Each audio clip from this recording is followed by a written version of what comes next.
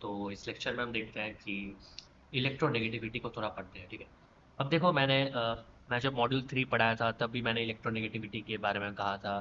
फिर जब मैंने लास्ट लेक्चर लिया था वहाँ पे भी पोलराइजेबिलिटी जब मैं पढ़ाता हूँ तब भी मैं इलेक्ट्रोनेगेटिविटी का जिक्र करता हूँ, राइट। तो इलेक्ट्रोनेगेटिविटी आपको ऑलरेडी पता है कि ये क्या होता है, राइट। इसमें अ,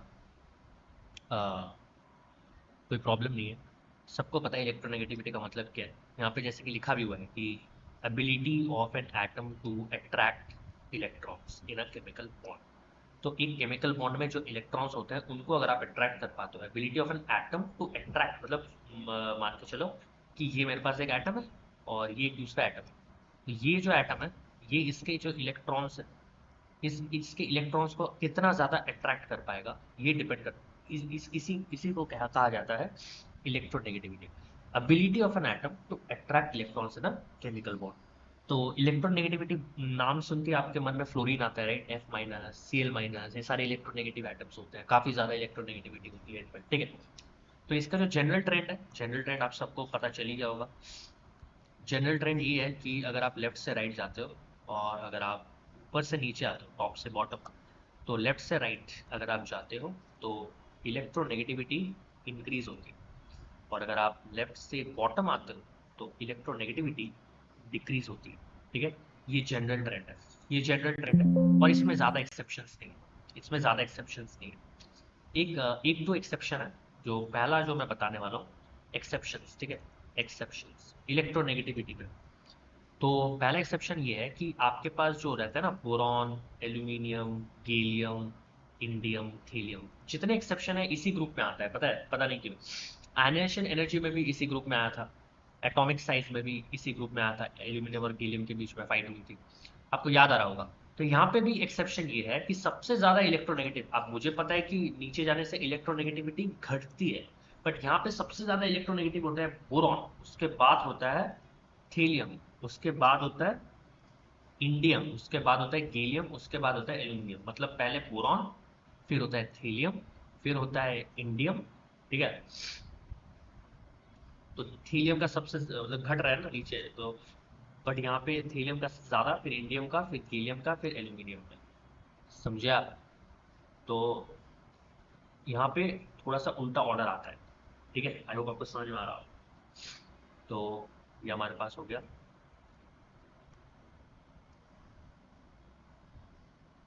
ठीक है। इसी तरह से एक दूसरा एक्सेप्शन होता है, ये होता है आपके पास कार्बन। तो कार्बन, सिलिकॉन, ठीक है। उसका क्या होता है, lead, germanium, tin, lead, right. Germanium, tin, lead, ये होता है ना। पीरियोडिक टेबल खोलोगे अपना तो देख लेता हूँ, ये देखो, carbon, silicon, germanium, tin, lead, carbon, silicon, germanium, tin, lead, ठीक है। तो देखते हैं, तो कार्बन, सिलिकॉन, जर्मानियम, टिन और लीड है यहाँ पे, राइट। तो हम क्या करेंगे, यहाँ पे जो ऑर्डर होगा इलेक्ट्रोनेगेटिविटी का, सबसे ज़्यादा होता है कार्बन का, याद रखना, ठीक है। उसके बाद ये सब मेमोराइज है, ठीक है, मेमोराइज, इसमें कोई लॉजिक नहीं है, आप मेमोराइज कर सकते हो, मैं भी लिख के लाया हूँ यहाँ पे। तो ये एक्सेप्शन है, याद तो करने पड़ेंगे। तो कार्बन के बाद आता है मेरे पास लीड, डायरेक्ट लीड आ गया, ठीक है। यहाँ पे भी बोरॉन के बाद थीलियम आया था, यहाँ पे कार्बन के बाद लीड आ गया। फिर आएगा सिलिकॉन, यहाँ पे थोड़ा सा अलग है। और फिर ये जर्मेनियम और टिन, इन सबका, इन तीनों का इलेक्ट्रोनेगेटिविटी सेम होता है, इन तीनों का इलेक्ट्रोनेगेटिविटी सेम होता है। बाकी कार्बन का ज्यादा होता है लीड से, और ये जो है आगे, ठीक है। बाकी जो जनरल ट्रेंड है वो यही फॉलो होगा कि लेफ्ट से राइट जब आप जाओगे तो इलेक्ट्रोनेगेटिविटी बढ़ेगी। क्यों? क्योंकि इफेक्टिव न्यूक्लियर चार्ज बढ़ेगा, ठीक है, इफेक्टिव न्यूक्लियर चार्ज बढ़ेगा, ठीक है, या फिर सिग्मा घटेगा, कुछ भी आप कह सकते हो। और एक चीज यहाँ पे है कि अगर मेरे पास प्लस ऑक्सीडेशन स्टेट बढ़ता है तो इलेक्ट्रोनेगेटिविटी बढ़ेगी। फॉर एग्जाम्पल, अगर मेरे पास Mn+3 है, Mn+5 है और Mn+7 है, तो सबसे ज्यादा इलेक्ट्रोनेगेटिव Mn+7, उसका Mn+5, उसका Mn+3, क्योंकि Z इफेक्टिव बढ़ता है अगर जितना ज्यादा प्लस चार्ज आएगा, ठीक है। सारा खेल Z इफेक्टिव का ही है इनऑर्गेनिक केमिस्ट्री। तो ये भी हो गया हमारे पास। उसके बाद इलेक्ट्रोनेगेटिविटी को कैलकुलेट करने के लिए कुछ हमारे पास स्केल्स होते हैं, पॉलिंग स्केल होता है।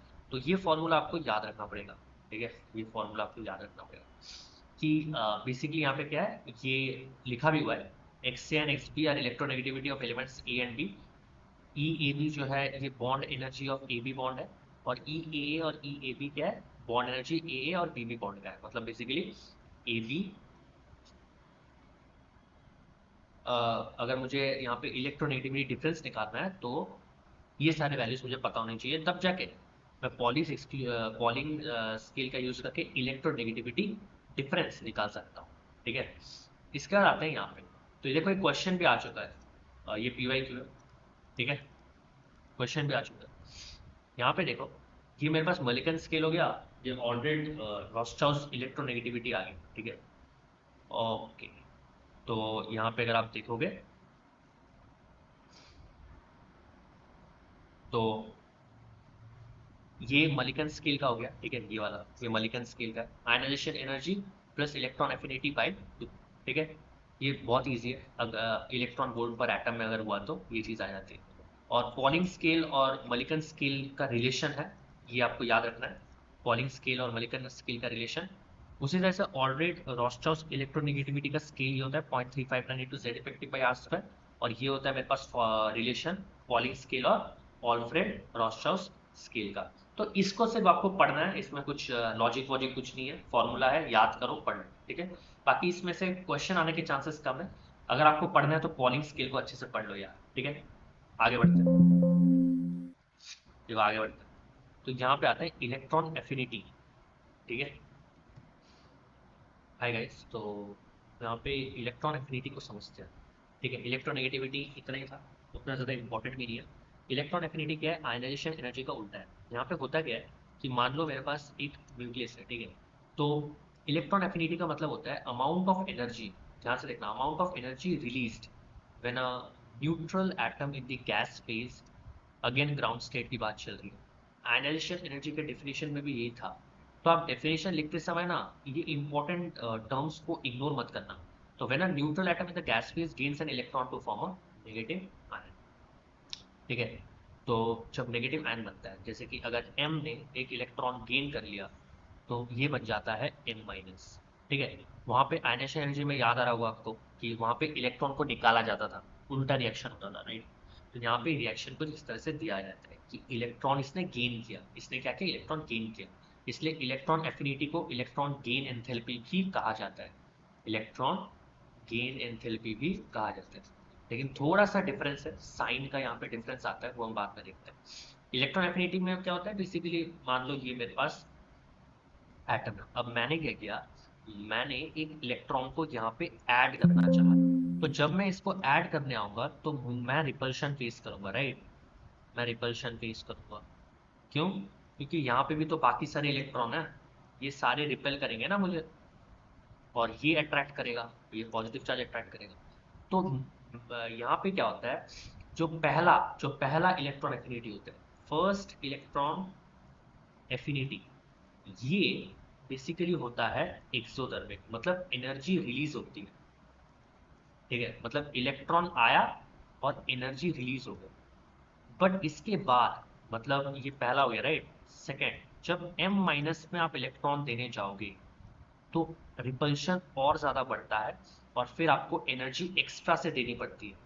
तो यहाँ पे फिर ये हो जाता है endothermic, after after first electron enters.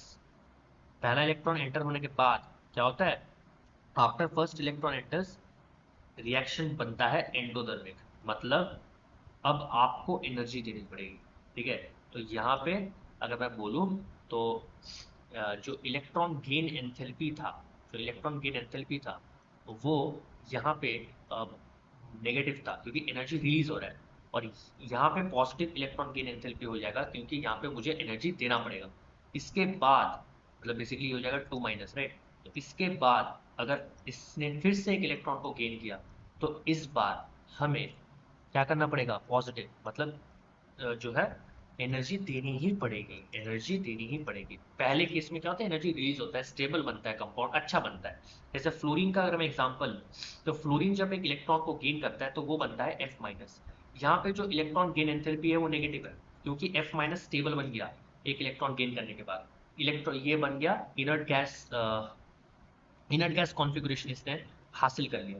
तो जब फ्लोरीन यहाँ पे इलेक्ट्रॉन इनर्ट गैस कॉन्फ़िगरेशन में खुश है, तो उसने इलेक्ट्रॉन को खुशी खुशी उसने क्या कर दिया, एक्सेप्ट कर दिया। इसलिए ज़्यादा एनर्जी हमें देना नहीं पड़ा, तो इसलिए एनर्जी उनका रिलीज हो गया।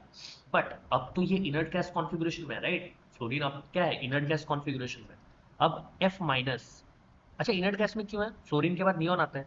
तो आप समझ रहे हो ना मेरी बात, फ्लोरीन जब एक इलेक्ट्रॉन गेन करेगा तो वो नियॉन बन जाएगा।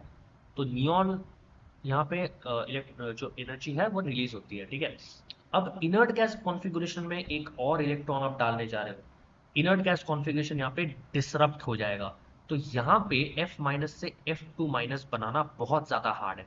इसलिए यहाँ पे मुझे काफ़ी ज़्यादा एनर्जी देना पड़ेगा, और क्योंकि मुझे एनर्जी देना पड़ रहा है तो ये एंडोथर्मिक हो जाएगा, मतलब जो इलेक्ट्रॉन गेन एंथैल्पी है वो पॉजिटिव हो जाएगा, ठीक है। और इलेक्ट्रॉन एफिनिटी और इलेक्ट्रॉन गेन एंथैल्पी में इतना ही डिफरेंस है, ठीक है। बस इस चीज़ का डिफरेंस है कि साइन का चेंज है, ठीक है। ठीक है, अगर ये पॉजिटिव है तो नेगेटिव, ये नेगेटिव है तो पॉजिटिव, इतना आपको याद रखना है। अब इसमें दो एक्सेप्शंस आते हैं, बाकी इसका जनरल ट्रेंड तो यही होता है। जनरल ट्रेंड बता देता हूँ। मान लो ये लेफ्ट से राइट हो गया और ये टॉप से बॉटम हो गया। तो जो जनरल ट्रेंड हमें यही कहता है कि जो इलेक्ट्रॉन एफिनिटी है, अगर आप लेफ्ट से राइट जाओगे तो इलेक्ट्रॉन एफिनिटी बढ़ती है, ठीक है। और लेफ्ट से अगर आप बॉटम पे आओगे तो इलेक्ट्रॉन एफिनिटी घटेगी, ठीक है। ये इसलिए होता है जेड इफेक्टिव न्यूक्लियर चार्ज की वजह से ही होता है अगेन, ठीक है। बाकी इसमें जो एक्सेप्शंस आते हैं, जो पहला एक्सेप्शन है वो आपका ऑक्सीजन से आता है। तो जैसे oxygen, sulphur, selenium, tellurium, polonium. तो सबसे ज़्यादा यहाँ पे सबसे ज़्यादा होता है मतलब इसका जो ऑर्डर है ना ऐसा होता है, सल्फर के बाद सेलेनियम, फिर टेलुरियम, फिर पोलोनियम।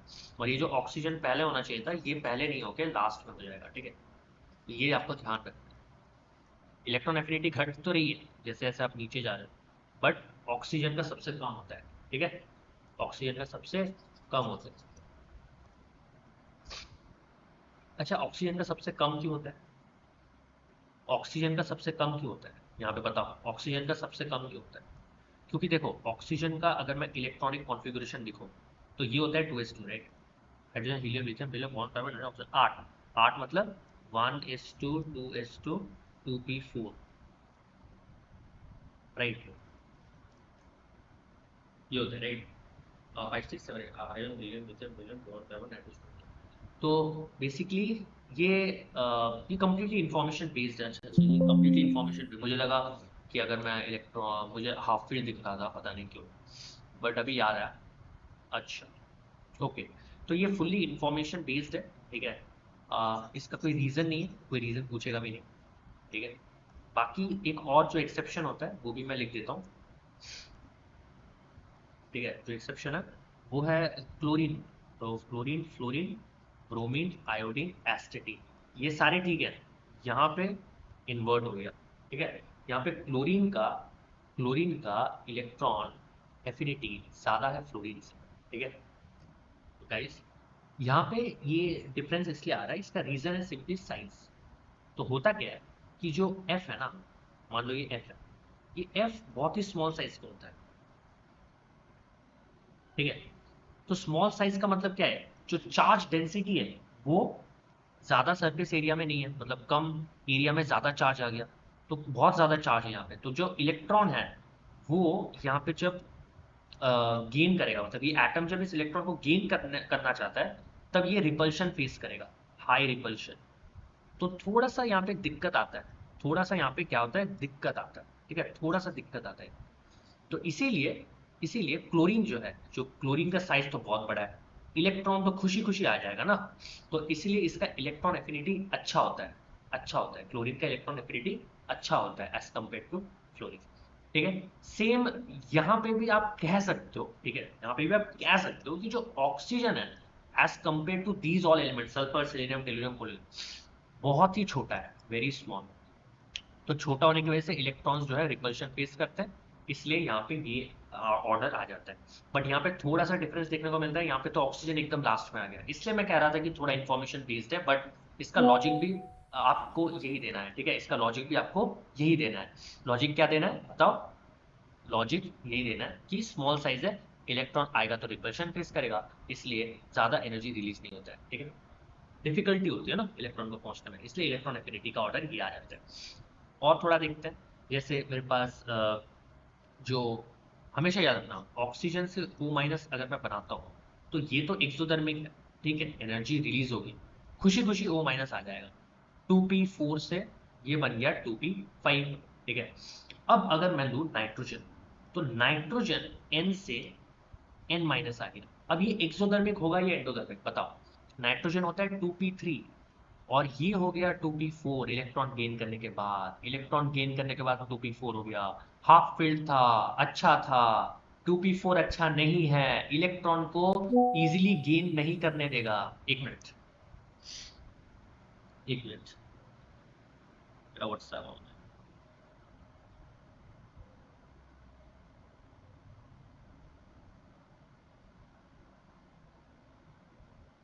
ठीक है, तो इलेक्ट्रॉन को इजीली गेन नहीं होने देगा, इसलिए यहाँ पे आपको एनर्जी डालना पड़ेगा एंडोथर्मिक।